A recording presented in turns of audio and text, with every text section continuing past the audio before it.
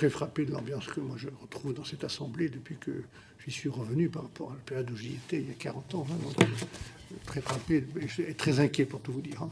L'ambiance à l'Assemblée nationale est-elle devenue toxique? En pleine audition, l'ancien Premier ministre Michel Barnier sort de sa réserve et dresse un constat glacial sur la nouvelle génération politique. Lui, qui a connu les bancs de l'hémicycle il y a 40 ans, ne cache plus son inquiétude face au climat actuel. Un rappel à l'ordre inattendu où il demande que les vrais sujets échappent enfin aux querelles politiciennes. Écoutez son avertissement. Vous pouvez compter sur moi.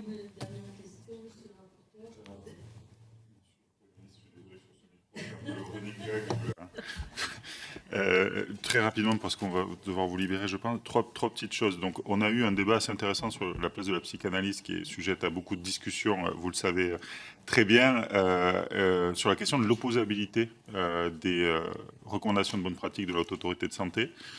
J'y suis à titre personnel plutôt favorable. Vous avez parlé des médecins qui sont pour certains plutôt défavorables. Donc votre avis sur ça, est-ce que c'est des sujets sur lesquels vous avez été amené à apporter votre regard? La deuxième chose, sur la culture du risque que vous avez évoquée, l'émergence du numérique permet des perspectives assez intéressantes. Vous avez cité l'exemple sur Sophia Antipolis. On a aujourd'hui des plateformes sur la santé mentale. On a auditionné notamment une jeune influenceuse et son père qui ont développé une plateforme qui s'appelle Link, qui sont aussi des outils, notamment pour les plus jeunes, qui sont plus accessibles. C'est plus facile pour un jeune d'aller sur son téléphone, sur une plateforme numérique dédiée à la santé mentale que d'aller voir un psychologue, un CMP, etc. Enfin, il faut aussi se mettre en conformité avec les usages et les pratiques des personnes concernées. Et la troisième chose, peut-être plus personnelle, moi j'avais porté l'année dernière une initiative avec 200 parlementaires qui avaient co-signé pour faire du handicap un grand sujet législatif partagé. Est-ce que vous croyez que dans la période difficile que nous traversons, la question de la santé mentale, la question du handicap, et je pense qu'il y a des évolutions législatives importantes qui pourraient être proposées dans ce domaine, pourraient faire l'objet d'un consensus?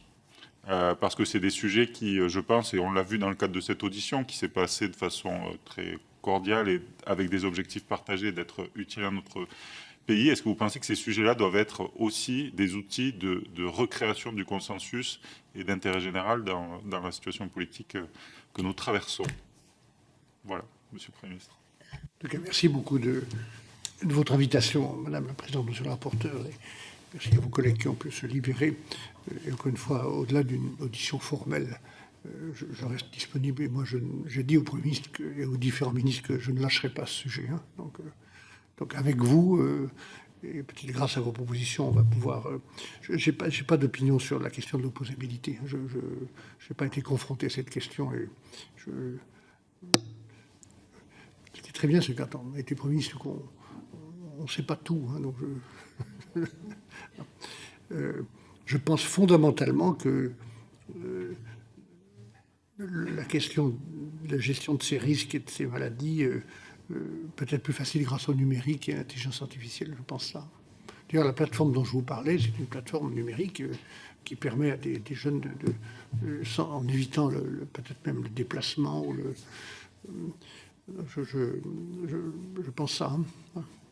Et l'IA aussi, hein, parce que en confrontation avec les problèmes de psychiatrie, le fait qu'on puisse mettre dans la machine, si je puis dire, avec l'IA, des centaines de milliers de données, peut-être parfois d'autres pays, hein, ça fait gagner des chances. Hein.